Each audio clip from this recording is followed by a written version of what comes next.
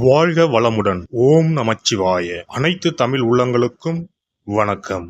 நிகழும் ஸ்ரீ மங்களகரமான சோபகிருது ஆண்டு மாசி மாதம் 18ஆம் தேதி வெள்ளிக்கிழமை அன்று சுவாதி நட்சத்திரத்தில் பஞ்சமி திதியில் அமிர்த யோகம் கூடிய நன்னாளில் இந்த மகத்தான மார்ச் மாதம் பிறக்கிறது.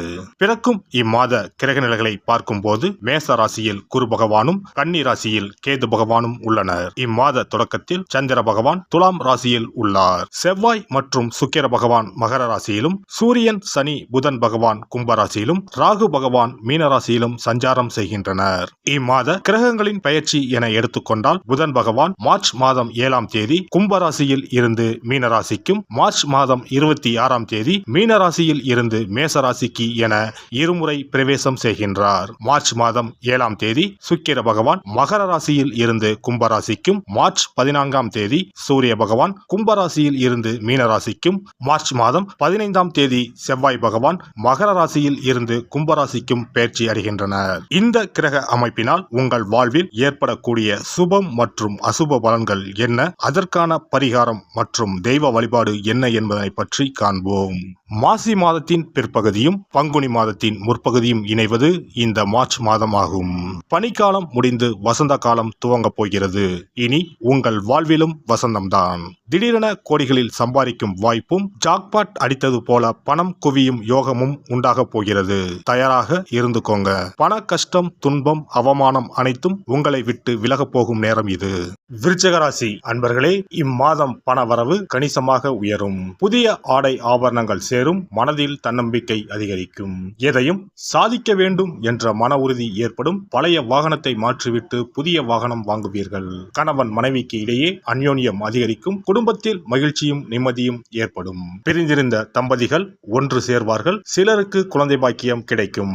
சுப நிகழ்ச்சிகளில் கலந்து கொள்வீர்கள். குடும்பத்துடன் விருந்து விசேஷங்களுக்கு சென்று வருவீர்கள். உறவினர்களால் உதவி கிடைக்கும். அதே நேரத்தில் அவர்களால் சிறு உபதிரவமும் ஏற்படலாம். உறவினர்கள் வகையில் சற்று பக்குவமாக நடந்து கொள்வது நல்லது. வெளிவட்டாரத்தில் மதிப்பு மரியாதை கூடும். வாழ்க்கை துணை வழி உறவுகள் உங்கள் ஆலோசனைகளை ஏற்றுக்கொள்வார்கள். அவர்கள் மத்தியில் உங்கள் கௌரவம் ஒரு படி உயரும். உடல் நலனில் மட்டும் சற்று கவனமாக இருப்பது நல்லது.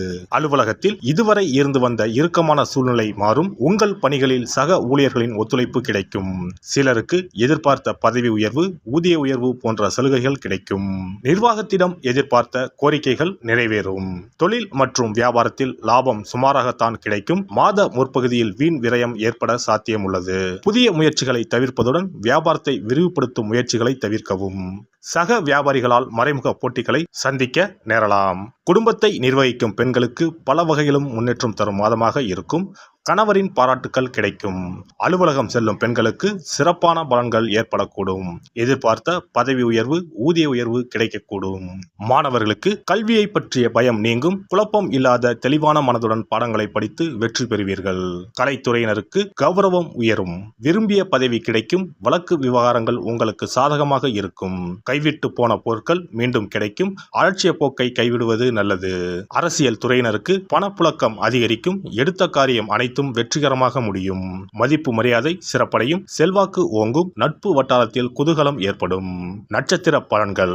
விசாகம் 4ஆம் பாதம். இந்த மாதம் குடும்பத்தில் இருந்த சிக்கல்கள் தீரும். உத்தியோகத்தில் இருப்பவர்களுக்கு வீண் அலைச்சல் குறையும். மற்றவர்கள் மூலம் உதவிகள் கிடைக்கும். குடும்பத்திற்கு தேவையான பொருட்களை வாங்கி மகிழ்வீர்கள். கணவன் மனைவிக்கு இடையில் இருந்த கருத்து வேற்றுமை நீங்கும். அனுஷம் நட்சத்திரம். இந்த மாதம் வாழ்க்கையில் சந்தோஷம் அதிகரிக்கும். பிள்ளைகளால் கௌரவம் அந்தஸ்து உயரும். துக்கமும் துன்பமும் நீங்கும். தடைப்பட்ட காரியங்களில் இருந்த தடைகள் நீங்கி சாதகமாக நடந்து முடியும். தேவையற்ற மருத்துவ செலவு ஏற்படக்கூடும். வீடு பூமி மூலம் வரவேண்டிய வருமானம் தாமதப்படலாம். கேட்டை நட்சத்திரம். இந்த மாதம் வாழ்க்கை துணையுடன் விவாதம் உண்டாகும். தொழில் வியாபாரத்தில் ஈடுபட்டு இருப்பவர்கள் அவசர முடிவுகள் எடுப்பதை தவிர்ப்பது நல்லது. உத்தியோகத்தில் இருப்பவர்கள் வீண் அலைச்சலையும் காரிய தாமதத்தையும் சந்திக்க வேண்டியிருக்கும். காசி விசாலாட்சியை வழிபட எதிர்ப்புகள் அகலும். காரிய தடை நீங்கும். சிவபெருமானை வணங்குவதற்கும் அவரின் அருளை பெறுவதற்குமே அவருடைய ஆசி இருந்தால்தான் முடியும். அதனால்தான் அவன் அருளாலே அவன் தாள் பணிந்து என்ற அற்புதமான வாசகத்தின் மூலம் நாம் அறிய முடிகிறது. சிவ அருளை பெற வேண்டும் எனில் அது அத்தனை சுலபமான காரியம் கிடையாது. சிந்தையிலும் செயலிலும் சிவனையே நினைத்து ஒவ்வொரு காரியத்தையும் செய்ய வேண்டும். இனி இந்த மார்ச் மாதத்தில் மகா சிவராத்திரி எப்போது, இந்த நாளுக்கு அப்படி என்ன சிறப்பு என்பதனை பற்றி காண்போம். சிவபெருமானுக்கு எத்தனையோ திருநாமங்கள் உள்ளன. அவற்றில் மிக உயர்வானதாக சொல்லப்படுவது மகாதேவன் என்ற திருநாமம். மகாதேவன் என்றால் கடவுள்கள் அனைவருக்கும் மேலான கடவுள், கடவுள்களுக்கு எல்லாம் தலைவன் என்ற பொருள். சிவாய நம என சிந்திப்பவர்க்கு அபாயம் ஏற்படாது என்பார்கள். அப்படி கர்ம வினைகளில் இருந்தும் அனைத்து விதமான துன்பங்களில் இருந்தும் விடுபடுவதற்கு சிவனே கதி என சிவபெருமானை சரணடைவதற்கு ஏற்ற நாள் மகா சிவராத்திரி தினமாகும். மகா சிவராத்திரி நாளில் சிவபெருமானை முழு மனதுடன் உண்மையான பக்தியுடன் வழிபட்டால் நம்முடைய வேண்டுதல்கள் அனைத்தையும் சிவபெருமான் நிறைவேற்றி வைப்பார் என்பது ஐதீகம். கவலைகள் நீங்கி காரிய வெற்றியை தரக்கூடிய நாள் மகா சிவராத்திரி விரத நாளாகும். சிவபெருமானுக்கு உரிய அஷ்ட விரதங்களில் மிக முக்கியமானது மகா சிவராத்திரி விரதமாகும்.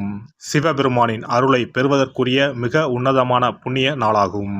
ஒவ்வொரு மாதமும் தேய்பிறை சதுர்த்தசி திதியில் வருவதை மாத சிவராத்திரி என்றும், மாசி மாதம் தேய்பிறை சதுர்த்தசியில் வருவதை மகா சிவராத்திரி என்றும் கொண்டாடுகிறோம். நாடு முழுவதும் சிவ பக்தர்களால் கோலாகலமாக கொண்டாடப்படும் விழாக்களில் மகா சிவராத்திரி விழாவும் ஒன்று. இந்துக்களின் மிக முக்கியமான விரத நாட்களில் இதுவும் ஒன்று. முப்பெரும் தேவர்களில் ஒருவரான சிவபெருமானுக்குரிய ராத்திரியாக சிவராத்திரி கொண்டாடப்படுகிறது. இந்த ஆண்டு மகா சிவராத்திரி விழா மார்ச் 8ஆம் தேதி கொண்டாடப்பட உள்ளது. அன்று இரவு 8:20 மணிக்கு துவங்கி மார்ச் 9ஆம் தேதி மாலை 6 மணி வரை சதுர்த்தசி திதி உள்ளது. இதனால் மார்ச் 8ஆம் தேதி இரவு 8:30 மணிக்கு பிறகே சிவராத்திரி பூஜை துவங்க வேண்டும். சூரிய பகவான் கும்பராசியில் பயணம் செய்யும் மாசி மாதத்தில் தேய்பிறை சதுர்த்தி நாளில் முதல் நாள் மாலை துவங்கி அடுத்த நாள் காலை வரை சிவனுக்கு தொடர்ந்து 4 கால பூஜைகள் செய்யப்படும். சிவராத்திரி அன்று இரவு முழுவதும் கண் விழித்து சிவ வழிபாடு செய்து அபிஷேகம், ருத்ராபிஷேகம் செய்து சிவ மந்திரங்களை உச்சரித்து சிவனின் அருளை வேண்டி பிரார்த்தனை செய்ய வேண்டும். ஆன்மீகத்தில் உயர்ந்த நிலையை அடைவதற்கும், துன்பங்கள் மற்றும் பாவங்களில் இருந்து விடுபட்டு மோட்சத்தை அடைவதற்கும் ஏற்ற நாள் இதுவாகும். மகா சிவராத்திரி அன்று அதிகாலையில் எழுந்து புனித நீராடி வீட்டை சுத்தம் செய்து பூஜை அறையில் விளக்கேற்றி வைக்க வேண்டும். பிறகு மாலையில் சிவன் கோவிலுக்கு சென்று அங்கு நடக்கும் அபிஷேகம் பூஜைகளில் கலந்து கொள்ள வேண்டும். அன்று சிவலிங்கத்திற்கு பஞ்சாமிர்த அபிஷேகம் செய்வதும் வில்வ அர்ச்சனை செய்வதும் மிக சிறப்பானதாகும். மகா சிவராத்திரி நாளில் எத்தனை முறை முடியுமோ அத்தனை முறை பஞ்சாட்சர மந்திரமான ஓம் நம சிவாய மந்திரத்தை உச்சரிக்க வேண்டும். இது தவிர சிவபுராணம் பாராயணம் செய்வது மிகவும் சிறப்பானதாகும். இந்த நாளில் ருத்ராபிஷேகம் செய்வதும் கோவில்களில் நடக்கும் ருத்ராபிஷேகத்தில் கலந்து கொள்வதும் மிகவும் சிறப்பானதாகும். இந்த முறையில் மகா சிவராத்திரி விரதம் இருந்தால் முந்தைய 3 பிறவிகளில் செய்த பாவங்கள் நீங்கும். மனக்கவலைகள், நோய்கள், வறுமை நிலை ஆகியன நீங்கும். அதோடு வாழ்வில் அனைத்து விதமான இன்பங்களும் உயர்வும் கிடைக்கும். நாம் செய்யும் வழிபாடு, பூஜை ஆகியவற்றிற்கு 2 மடங்கு பலனை தரக்கூடியது மகா சிவராத்திரி விரதமாகும். தஞ்சாவூர் மாவட்டத்தில் உள்ள பட்டுக்கோட்டை செட்டியக்காடு அர்த்த நாரீஸ்வரர் ஆலயத்தில் வரும் மார்ச் 8ஆம் தேதி வெள்ளிக்கிழமை மகா சிவராத்திரி அன்று 4 கால பூஜைகள் நடைபெற உள்ளன. இந்த பூஜைகளில் நீங்களும் கலந்து கொண்டால் தம்பதி ஒற்றுமை, மனப்பேறு, குழந்தை பேறு, ஆரோக்கியம், ஆயுள், செல்வம், புகழ் உள்ளிட்ட சகல நன்மைகளும் கிட்டும். எல்லாம் வல்ல இறையருளால் நீங்களும் உங்கள் அன்பு குடும்பமும் உடல் நலம், நீலாயுள், நிறை செல்வம், உயர் புகழ், மெய்ஞானம் ஓங்கி வாழ்க வளமுடன். இந்த வீடியோ பதிவு உங்களுக்கு பிடித்திருந்தால் லைக் பண்ணுங்க, கமெண்ட் பண்ணுங்க, ஷேர் பண்ணுங்க, மறக்காம சப்ஸ்கிரைப் பண்ணுங்க, பக்கத்துல இருக்கிற பெல் பட்டனை கிளிக் பண்ணுங்க. நன்றி, வணக்கம். ஓம் நமச்சிவாய. சிவாய நம.